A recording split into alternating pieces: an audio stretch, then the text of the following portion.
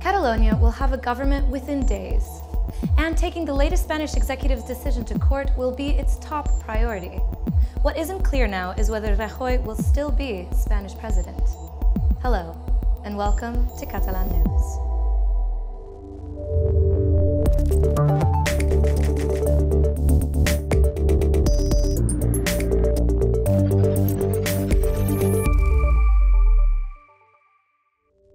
It's the most egalitarian Catalan government in history, but it's also the one facing the most complex situation in the past few decades.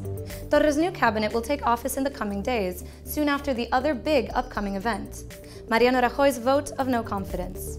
The person who imposed direct rule on Catalonia could be ousted by the end of the week, right when the measures on Catalonia would be lifted. On our show today, we'll take you through these crucial moments, both in Barcelona and Madrid. And we'll also visit a fair on entrepreneurship. Quim Torra inaugurated his term 2 weeks ago, but he hasn't been able to form a government yet. He wanted to reinstate 4 deposed ministers, but Madrid flatly opposed it. To end the deadlock, the Catalan president instead nominated 4 others, a move welcomed by some unionists and criticized by some independent supporters. The new appointments also halted previous gender-based criticism. With only 3 women, President Torra's original cabinet was widely criticised for not being egalitarian enough. Yet with the changes he announced yesterday, it will now become the most egalitarian in Catalan history, with 6 female ministers out of 13. The newly nominated officials include Alba Vergés to Health. Until now, she was a Parliament Bureau member for the Esquerra Party. Àngels Chacón, PDeCAT member and expert in international trade, will head business, as Elsa Artadi has now been moved to the presidency department. One of Puigdemont's allies in the Junts per Catalunya candidacy, Laura Borràs, will take culture, with PDeCAT's Damià Calvet getting territory. The 4 new officials were nominated after Spain blocked the 4 ministers appointed originally because they are either in jail or abroad. Yet Torra's changes after weeks of pushing doesn't mean he's backing down. His office has announced that his cabinet's first action will be to file a lawsuit against the Spanish president, Mariano Rajoy, for breaching his official duty in blocking the nominated ministers.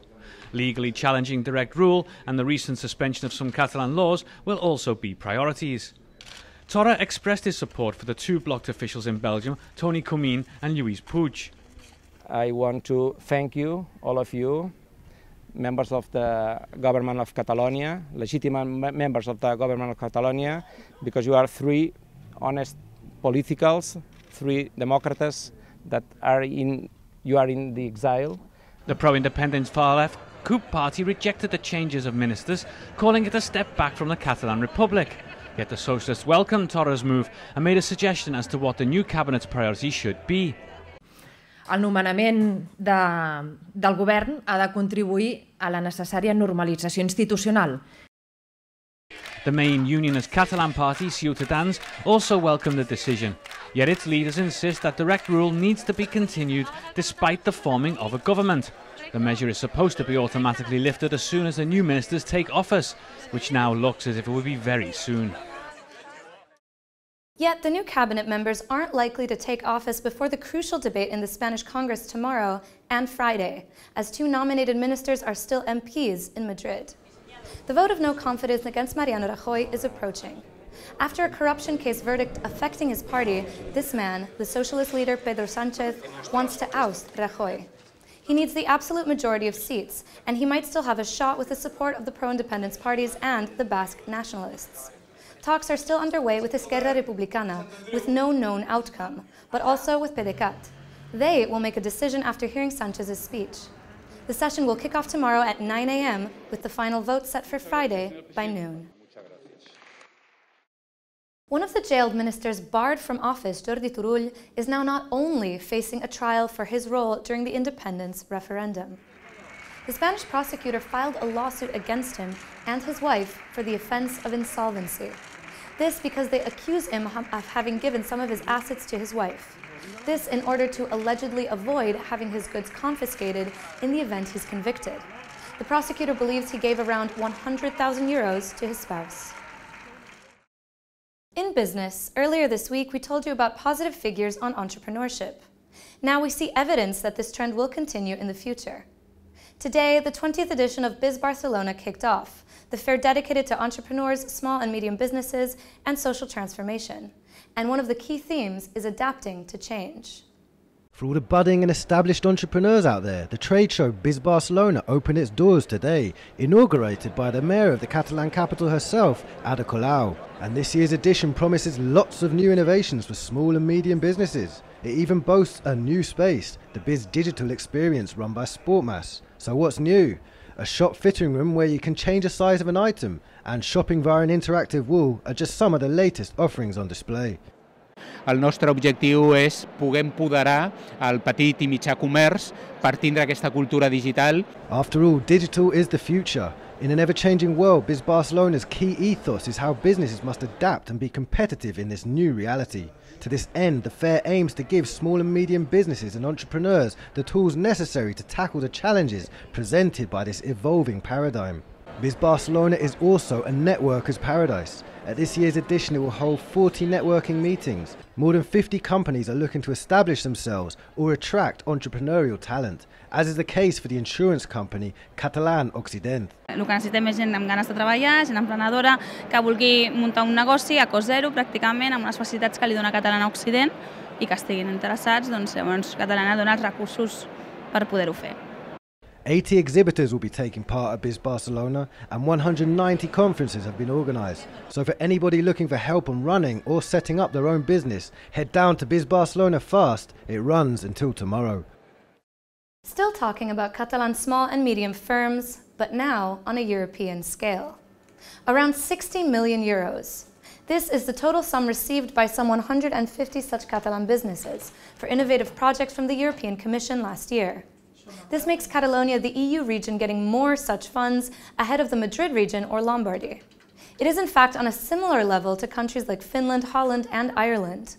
This according to some data released today by Catalonia Trade and Investment, a publicly funded body to help firms to do business abroad and also to aid foreign companies to invest in the country.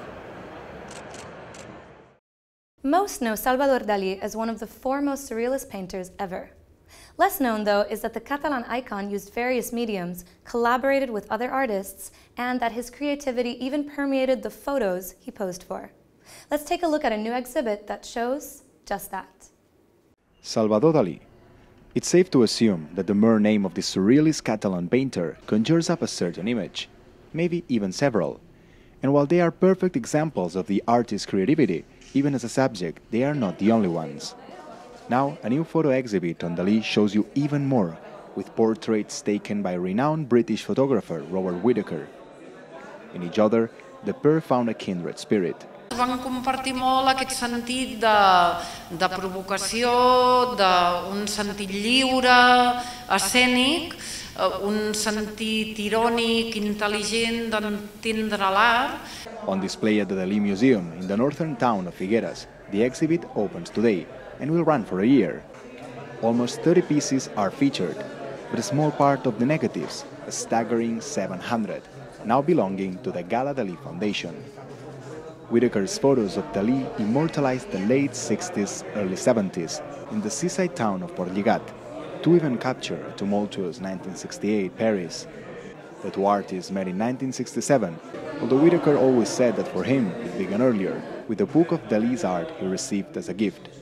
Whittaker himself, deceased 7 years ago, is known for his photos of the Beatles and of the band Cream, his works ranging from Vogue material to conflict photojournalism.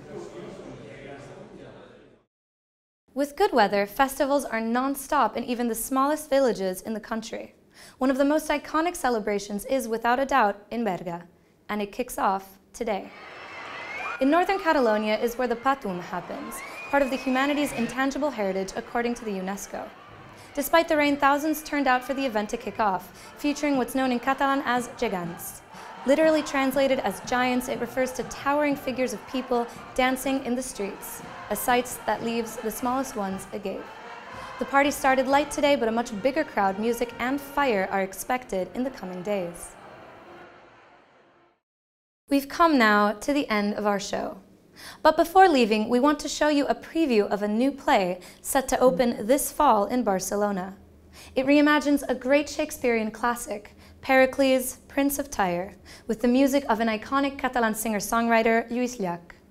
It aims to give a window onto the refugee crisis and to pay homage to those they deem as heroes. Their work is called Mar a Mar. We hope you like this promotional footage of it, and we'll see you tomorrow. La meva terra de Xile, el dia de ma partida, mitja vida